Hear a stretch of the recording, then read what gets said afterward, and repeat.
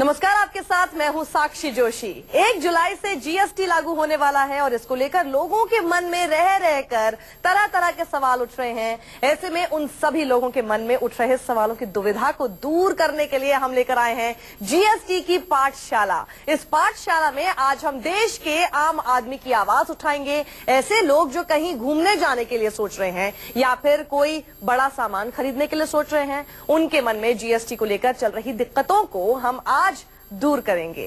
देश के कोने कोने से आम आदमी ने अपने सवालों को न्यूज 24 के साथ साझा किया है। आज हम जीएसटी की पाठशाला में अपने एक्सपर्ट, जिनका नाम है हिमांशु कुमार और ये फिक्की के फिनटेक कमेटी के मेंबर हैं, आपका बहुत बहुत स्वागत है। इनसे सभी सवालों के जवाब आज हम लेंगे इस जीएसटी की पाठशाला में।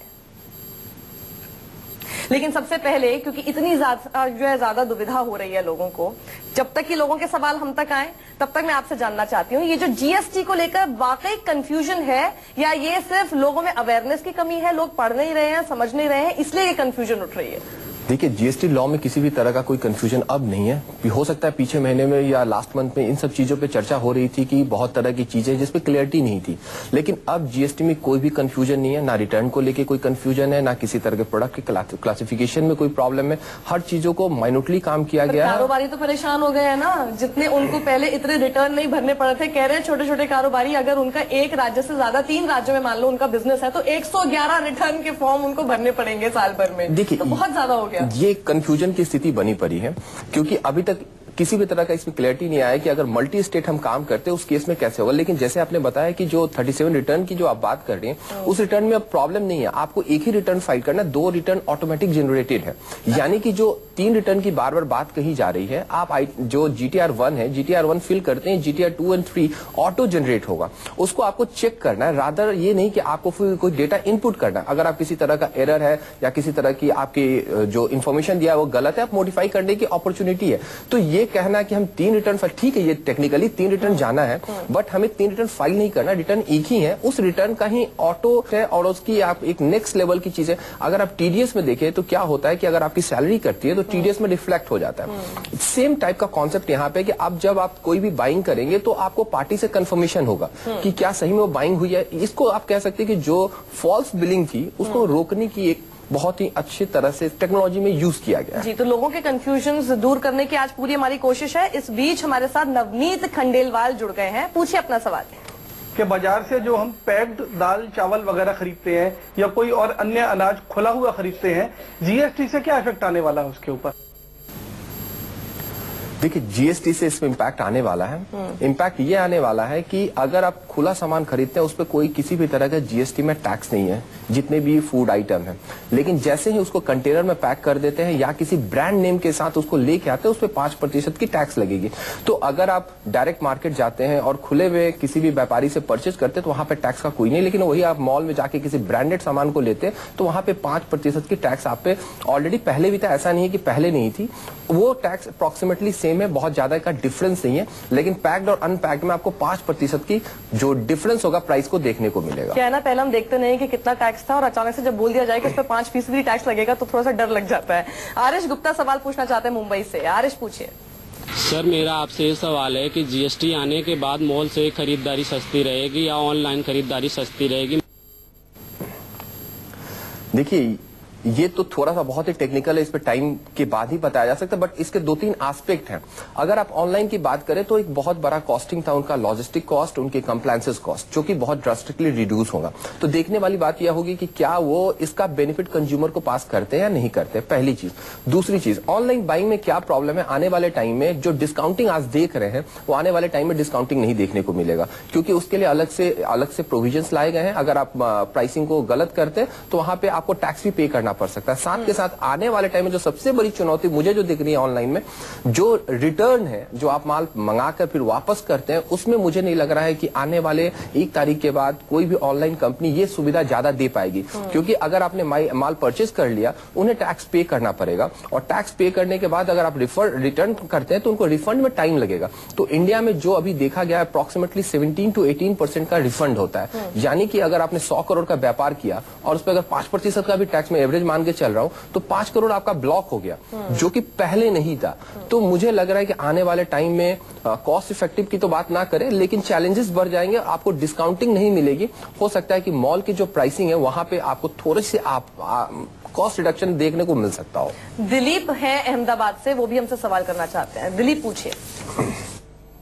इलेक्ट्रॉनिक सामान पर आजकल बम्पर छूट चल रही है, क्या जीएसटी लागू होने के बाद ये ज्यादा महंगा हो जाएगा?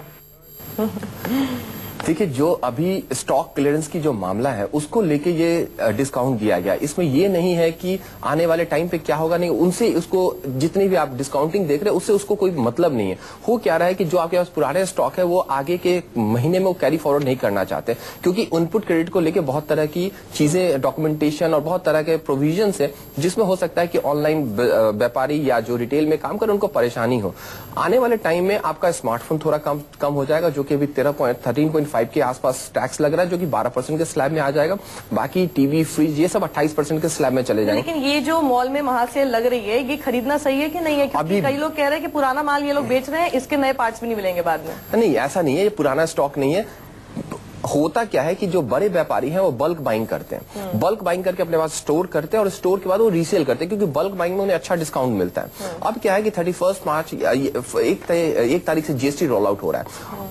उसमें क्या प्रोविजन है कि अगर पुराना स्टॉक है तो उसके इनपुट क्रेडिट लेने के अलग अलग प्रोविजन है। तो इन्हें ये डर लग रहा है कि हमारा कहीं इनपुट जो हमें 60% या 40% मिल रहा है वो कम ना हो जाए, इसकी वजह से वो सेल दे रहे हैं। उनका वो कहीं ये कहना है कि वो पुराने स्टॉक है, वो तो पुराने स्टॉक भी है, इसमें कोई डाउट नहीं है, बट नए स्टॉक पे भी ऑलरेडी डिस्काउंट दिया जा रहा है जिनके पास बल्क में माल पड़ा हुआ है। अच्छा, जीएसटी लागू होने से पहले कपड़े के जो दुकानदार हैं वो हड़ताल पर चले गए हैं, क्या जीएसटी लागू होने के बाद कपड़ा महंगा हो जाएगा और इसीलिए परेशान है वो? देखिए, कपड़े वाले व्यापारी जो परेशान है उनका जो, अगर आप टेक्निकली देखें तो बहुत ड्रास्टिक चेंजेस नहीं है। एक जगह जहां प्रॉब्लम बार बार फेस की जा रही है कि जो जॉब वर्क का काम है उस पे 18% का इन्होंने टैक्स लगा रखा है। इनका कहना है कि यहाँ पे 5% का, जो 12 से 10% से 12% का जो गैप आ रहा है वो जो मैन्युफैक्चरर उसके ऊपर जाएगा। लेकिन अगर आप पुराने रेट के स्ट्रक्चर को भी देखें तो बहुत ज्यादा फर्क नहीं। जो स्ट्राइक की जो बात कर रहे हैं उसका जो लॉजिक सामने अब आ रहा है कि ये पूरा मार्केट अनऑर्गेनाइज्ड है। अब उन्हें ये डर हो रहा है कि हमारे पूरे आउटपुट, हमारा जो सेल, हर चीज अब ऑनलाइन हो जाएगा। तो आप कोई चीज हाइड नहीं कर सकते। अब ये नहीं कह सकते कि हमने कितना माल पहले बेचा और अब क्या है, अब ये सब चीजें नहीं चलने वाली है। तो उनको ज्यादा चिंता, ज्यादा परेशान वही है जिनका पूरा बिजनेस अनऑर्गेनाइज था। अगर आपका बिजनेस ऑर्गेनाइज है तो मुझे नहीं लग रहा कि एक जो जॉब वर्क को छोड़ के कोई उसमें पूरे, अगर आप पूरे सेगमेंट में जाते तो कहीं कोई परेशानी नहीं है। जॉब वर्क वाले इश्यू पे ऑलरेडी गवर्नमेंट ने भी कहा कि हो सकता है कि इसमें हम कुछ कंसीडर कर ले और चीजों में जो कॉस्टिंग का डिफरेंस जाएगा। हाँ, रेडीमेड गारमेंट थोड़े से महंगे हो जाएंगे, क्योंकि उसमें स्टिचिंग, एम्ब्रॉयडरी, ये सब तो गारमेंट रेडी होने के बाद ही होता है और उसी से वो लोग घबराए हुए हैं। 100%। अच्छा, हम इस बीच बता दें कि चंडीगढ़ से हमारे साथ सुरजीत जुड़ गए हैं। सुरजीत, पूछिए अपना सवाल। मेरी बेटी ने +2 किया है, इंटर किया है, अभी जेईई की कोचिंग लेनी है उसने, तो क्या जीएसटी के बाद उसकी फीस पे कोई असर पड़ेगा? 100%। क्या है कि सर्विस, जितनी भी सर्विस ओरिएंटेड मार्केट है उसका जो टैक्स स्ट्रक्चर है 15% से 18% हो जाएगा। तो जो आपकी बेटी की जो आप बात बता रहे हैं उस पर 3% का एक्स्ट्रा बर्डन आपके ऊपर आने वाला। अगर 1 लाख की फी है तो अभी हो सकता है कि 15,000 के करीब टैक्स दें और आने वाले 1 तारीख के बाद 18,000 के करीब देंगे। तो उसमें 3% का इजाफा होने वाला है, उसमें किसी भी तरह का कोई कंफ्यूजन नहीं है जी। तो अब वैसे दशहरा की छुट्टियों के लिए हमने आज ही होटल और फ्लाइट का जो टिकट बुक करा लिया है, क्या उस समय हमें और पैसे चुकाने होंगे? ऐसे भी सवाल लोगों के हैं, इस पर क्या है जवाब? देखिए, ऐसा कुछ नहीं होने वाला। रेलवे के केस में जनरली देखा गया कि वो रिकवरी का चक्कर रहता है। अदरवाइज अगर आपने होटल आज के डेट में बुक करा रखा है तो बहुत बार ये अगर आप देखें कि बुकिंग के समय एक डिक्लेरेशन हर वेबसाइट पे या जहां भी आप बाई करते हैं कोई चीज, तो वहां पे डिक्लेरेशन होता है कि जो प्राइसिंग डिफरेंसेस होंगे किसी भी रीजन से, वो अगर टैक्स का होता है आपके पार्ट से होगा। लेकिन अगर आप आज की डेट में चीजें बुक करके बुकिंग कर लेते हैं तो मुझे नहीं लग रहा है कि ये टैक्स इंपैक्ट आपके जो दशहरे और उसकी जो प्लानिंग कर रहे हैं उस पर किसी तरह का कोई फर्क आएगा। लेकिन अगर उस दिन करते हैं तो इकोनॉमी क्लास में आपको 1% का फायदा है। होटल अगर आप 5 स्टार जा रहे हैं तो लगभग 4 से 5% का कॉस्टिंग आपको बढ़ जाएगी।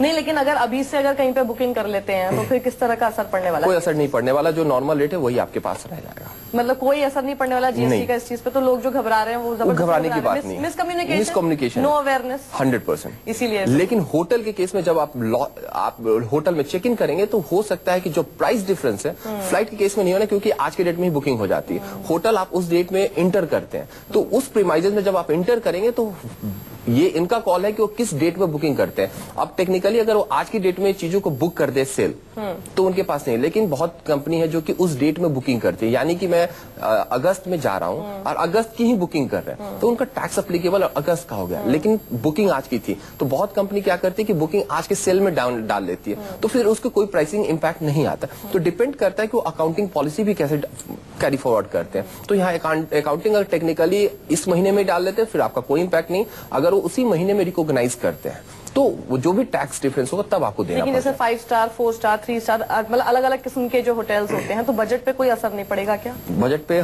5 स्टार में लगभग 4% की इंक्रीज हो जाएगा। 7500 के ऊपर जो भी रूम का जो टैरिफ है और जो पुराने रेट थे लगभग 22 से 23-24% के आसपास आ रहे थे, जो कि अब 28% में चले गए। 2500 से 7500 के बीच में जो अब टैक्स रेट आ गया 18% का आ गया, वहां थोड़ा सा रिलैक्स आप मान के चले कि जो 21-22% के करीब आ रहा था वो 18%, और 1000 से 2500 के बीच में जो रूम टैरिफ होगा उस पे आपका 12% का है। तो अलग अलग सेगमेंट है, डिपेंड करता है किस सेगमेंट। अगर 5 स्टार में डेफिनेटली 4% के करीब का आपका एक्स्ट्रा बर्डन बढ़ने वाला है, यानी रिच पर ही ज्यादा इस बार जो है नकेल कसने की कोशिश 100% कोशिश तो यही की गई है। जी हमारे पास और भी सवाल हैं। जयपुर से हमारे साथ मनीष शर्मा जुड़ रहे हैं। मनीष क्या सवाल है आपका? हम लोग यहाँ होटल में खाना वाना खाना जाते हैं तो मुझे ये पता करना है कि हम जीएसटी एप्लीकेबल होने से हमें होटल में क्या फायदा होगा कि नुकसान होगा? बाहर खाना महंगा होने वाला है, क्या होने वाला है? देखिए बाहर खाना तो महंगा होने वाला है, उसमें अगर देखें तो 2 कंपोनेंट होते हैं और जहां फूड सर्व होता है, एक तो एसी एक नॉन एसी की कैटेगरी है। अगर नॉन एसी है तो फिर कोई परेशान होने की जरूरत नहीं है, आपको कोई किसी तरह की कोई परेशानी नहीं है। लेकिन अगर एसी है वहां पे आप अगर देखें तो क्या होता है कि 40 से 60% का सर्विस टैक्स का कंपोनेंट होता है, बाकी वैट का कंपोनेंट होता है। तो आने वाले टाइम में ये 12% से 18% के करीब का है, तो यहाँ पे स्लाइटली आपको 0.5 से 1% का अपग्रेड देखने को मिलेगा। अगर यहाँ एक कंफ्यूजन है, कुछ रेस्टोरेंट ऐसे होते हैं जो होते तो एसी हैं लेकिन उनमें इंडोर और आउटडोर सिटिंग दोनों ही व्यवस्थाएं होती हैं।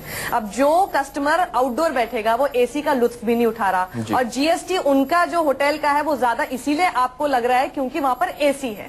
तो ऐसे में कस्टमर्स और जो ओनर है उनके बीच में कंफ्यूजन तो होगी, और क्या आपको लगता है 1 जुलाई के बाद थोड़े लड़ाई झगड़े होने वाले? क्यों नहीं होने वाले? अगर आप किसी 5 स्टार होटल में जाएं तो वहाँ लॉबी होती है, लॉबी में गार्डन भी होता है, और यहाँ दिल्ली में अगर आप जाएं तो बहुत ऐसे होटल है जो कि उस गार्डन की वजह से ही चलते हैं, वहाँ पे एसी की कोई फैसिलिटी नहीं है। लेकिन एसी अगर पोर्शन फुल है और आउटडोर में आपको इसलिए बैठना पड़ रहा है क्योंकि आप एसी में नहीं बैठ सकते, लेकिन जो लाइसेंस है वो एसी के लिए ही है।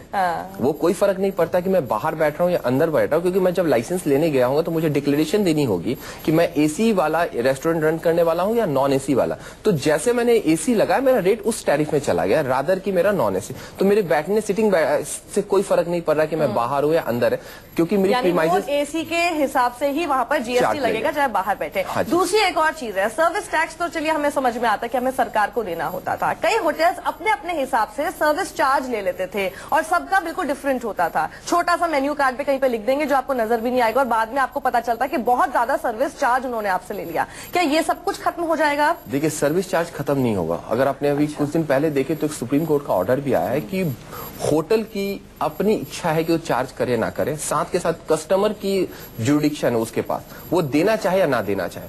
तो ये आपका कॉल है कि वो सर्विस चार्ज देना या नहीं देना। लेकिन अगर आप देखिए कि कोई भी बड़ी होटल में जब आप जाते हैं तो सर्विस चार्ज एक बहुत बड़ा कंपोनेंट होता है, और उसको हम यही समझते हैं कि वो एक तरह का टैक्स है, जो कि वो किसी भी तरह का टैक्स नहीं, वो डायरेक्ट प्रॉफिट हम आप उस होटल को पास कर रहे हैं। हम मना कर सकते हैं, ये सुप्रीम कोर्ट का जजमेंट है, उसमें कोई प्रॉब्लम नहीं। लेकिन वहां पे सर्विस चार्ज होना चाहिए, वो क्लियर आपके पास वो वर्डिंग लिखे होने चाहिए, नहीं सर्विस टैक्स पे लड़ जाए।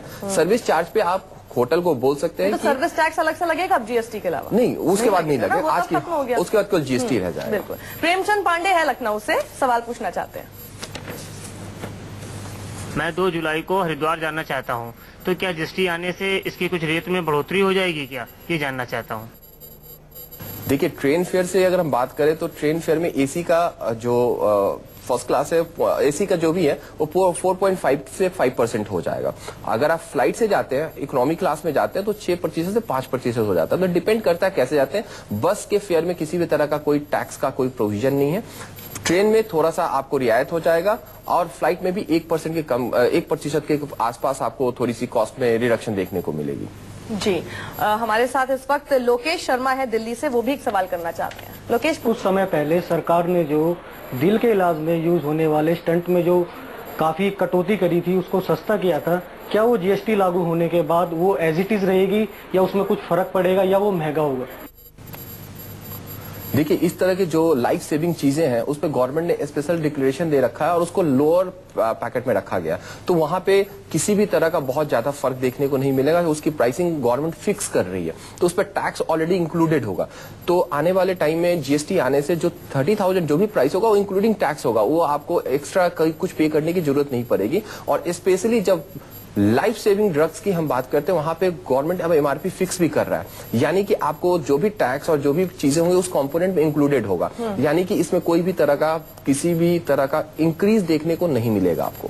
जी, तो लोगों में बहुत जिज्ञासा है जानने के लिए कि जीएसटी के बाद क्या क्या होगा महंगा, और क्योंकि अभी जो है हॉस्पिटल्स के बारे में बात की, तो प्राइवेट अस्पतालों में क्या इलाज कराना महंगा होगा जीएसटी के बाद, इस पर भी हम जानेंगे इनका जवाब, लेकिन एक ब्रेक के बाद। Welcome back. इस वक्त हम हैं जीएसटी की पाठशाला में, मेरे साथ हैं सीए हिमांशु कुमार और तमाम तरह के सवालों के जवाब दे रहे हैं जो भी आपके मन में जिज्ञासा है सवाल पूछने की जीएसटी से रिलेटेड। लेकिन एक सवाल एक और जो हमसे सवाल पूछना चाहते हैं उनसे पहले मैं आपसे पूछ लूं, क्योंकि ब्रेक पर जाने से पहले मैंने कहा था कि बड़े प्राइवेट अस्पतालों में जो लोग इलाज कराना चाहते हैं और वेट कर रहे होंगे कि कुछ समय बाद अगर इलाज कराना है किसी पर्टिकुलर बीमारी का, क्या वो सस्ता हो जाएगा या महंगा जीएसटी के बाद? देखिए, जो हमारा हेल्थ केयर वो अभी भी एग्जम्प्टेड है, उसमें कोई प्रॉब्लम नहीं है। लेकिन क्या है कि जो बड़े जो भी 5 स्टार और आप जिसको हॉस्पिटल कहते हैं, प्राइवेट सेक्टर जो हॉस्पिटल है, उनमें बहुत तरह के इन छोटे छोटे चीजें होती है, जैसे ब्लड टेस्ट, एक्सरे, डायलिसिस, अलग अलग प्रोडक्ट यूज होते हैं। पहली चीज की जो इनका मशीन होता है वो हाईली कॉस्टली होता है और वन टाइम ही होता है, तो वो हर जगह बाई हो चुका है, उसका इनपुट क्रेडिट नहीं मिल रहा है। लेकिन जो पुराना एग्जिस्टिंग टैक्स था वो लगभग 12% से लेकर 18% के था। मैं उनकी बात करूं जो सर्विसेज हम यूज कर रहे हैं, हम ओवरऑल कॉस्टिंग ना बात करके हम इंटरनल सर्विसेज जैसे एक्सरे, ब्लड टेस्ट, अलग अलग चीजें जो कैटेगरी है वो 12 से 18% था, जो कि फ्लैट 18% के करीब आ गया। तो हो सकता है 2 से 2.5% के करीब का आप इसमें कॉस्टिंग को इंक्रीज होते हुए देखेंगे। डायलिसिस भी उसमें है, उसकी जो पहले कॉस्टिंग थी 5% थी, अब लगभग 12% के आसपास है। तो जो छोटी छोटी सर्विसेज जो हॉस्पिटल देता है पेशेंट को, फिर ये बात मुझे समझ नहीं आई, जो मशीन ऑलरेडी पहले आ चुकी है उसके ऊपर क्यों इतना जीएसटी का असर पड़ेगा? इसलिए पड़ेगा कि अगर मैं नया मशीन खरीदता हूँ, पहले क्या था कि उस समय में वैट लगता था, मुझे उसका इनपुट नहीं मिल पा रहा था।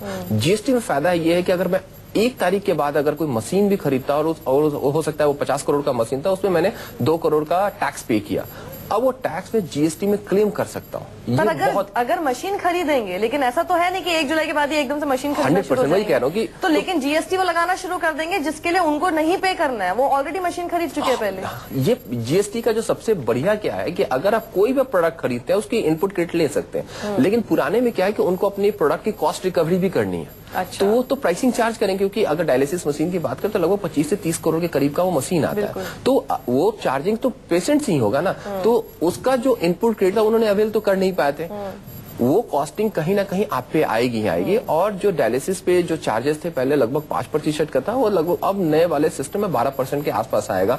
वैसे ही जो प्रोडक्ट 12 से 18% के आसपास है वो फ्लैट 18% के करीब में आ गए। तो इनहेरेंट अगर आप देखें तो एवरेजिंग 16% के आसपास आता है, जो कि अब 18% के आसपास आ जाएगा। तो 1 से 2% से हॉस्पिटल आप हेल्थ केयर को महंगा होते हुए देखेंगे। इस बीच रेहदराबाद से गुड्डू राव सवाल करना चाहते हैं। गुड्डू पूछिए। हम धार्मिक लोग हैं कि जीएसटी आने के बाद रेट बढ़ते क्या? देखिए, धार्मिक जो मटेरियल है उसको गवर्नमेंट ने पहले तो टैक्स कर दिया था, लेकिन अभी फिर अमेंडमेंट आ गया कि जो धर्म से रिलेटेड जो भी चीजें हैं उसको उन्होंने सब्सिडाइज कर दिया, यानी कि 0% के टैक्स में डाल दिया है। तो वहां पे घबराने की जरूरत नहीं है, वो आपका किसी भी तरह का टैक्स इम्पैक्ट में नहीं है, जिसको पूजा सामग्री कहते हैं। जी हिमांशु जी, बहुत बहुत शुक्रिया हमारे साथ जुड़ने के लिए, क्योंकि जीएसटी की ये पाठशाला बहुत ही जरूरी थी आप सभी के लिए।